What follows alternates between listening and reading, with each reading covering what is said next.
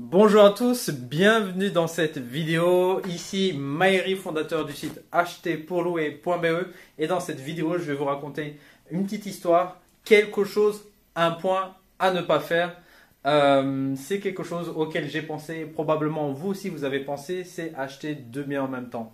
Donc je ne vous recommande pas de le faire. Pourquoi? Parce que voilà, on m'a raconté déjà. Bon, déjà d'une chose, il faut faire attention aux histoires, à ce que les gens racontent. L'immobilier, c'est beaucoup de gens qui parlent et voilà, il y a le téléphone arabe et les faits sont déformés. Mais c'est quelque chose auquel j'avais déjà pensé, c'est acheter deux biens en même temps.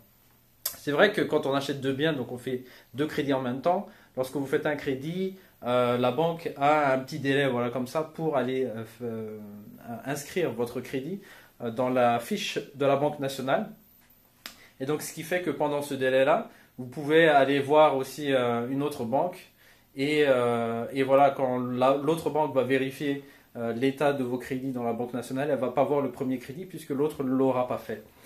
Donc, simplement, ce qui fait que votre capacité d'emprunt sera toujours inconnue et ne sera pas impactée par le premier crédit. Et ça pourrait vous permettre d'emprunter deux crédits. Donc, vous voyez, déjà, c'est un peu compliqué de le raconter, je pense que vous l'avez compris. Et quelqu'un l'a fait, donc quelqu'un l'a fait, quelqu'un y a pensé, moi j'y avais pensé aussi, mais je me suis dit c'est quand même chaud quoi. C'est quand même chaud parce que déjà acheter un bien, il peut y avoir des soucis et si on ne sait pas le gérer, ça peut rapidement nous pénaliser. Donc on m'a raconté qu'une personne l'a fait et qu'est-ce qui s'est passé typiquement. Donc déjà elle a réussi à trouver deux biens, à faire les deux offres, avoir les deux crédits, donc ça c'est bien. Et ce qui s'est passé c'est que 2 mois après, la Banque nationale a vu que ce crédit a été fait plus ou moins en même temps et la Banque nationale a réclamé donc à la personne de simplement rembourser les crédits.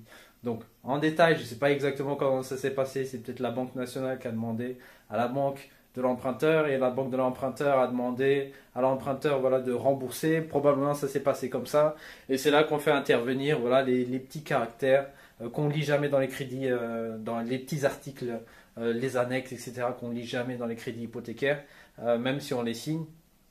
Et donc voilà, dans ces petites lignes-là, il y a sûrement une clause qui dit que c'est des choses qui sont possibles de faire. Donc,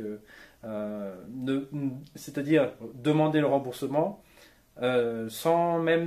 Donc là, c'est pas le principe de l'hypothèque, c'est-à-dire que c'est pas que la personne qui ne sait pas rembourser, mais c'est une erreur.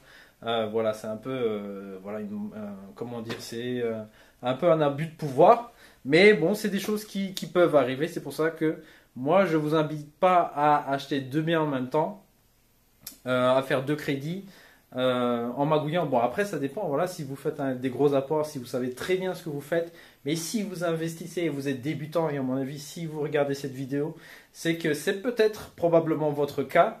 Voilà, je vous recommande pas de faire ça parce que le but de l'immobilier, c'est de se créer une liberté, une rente, de dormir sur ses deux oreilles et de pas voilà investir, passer beaucoup de temps à trouver des biens et puis se voir retrouver retirer les biens de notre main. Donc voilà, petite vidéo pour quelque chose à ne pas faire aujourd'hui et on se retrouve bientôt dans une autre vidéo. Je vous dis à bientôt les gens, force à vous et ciao!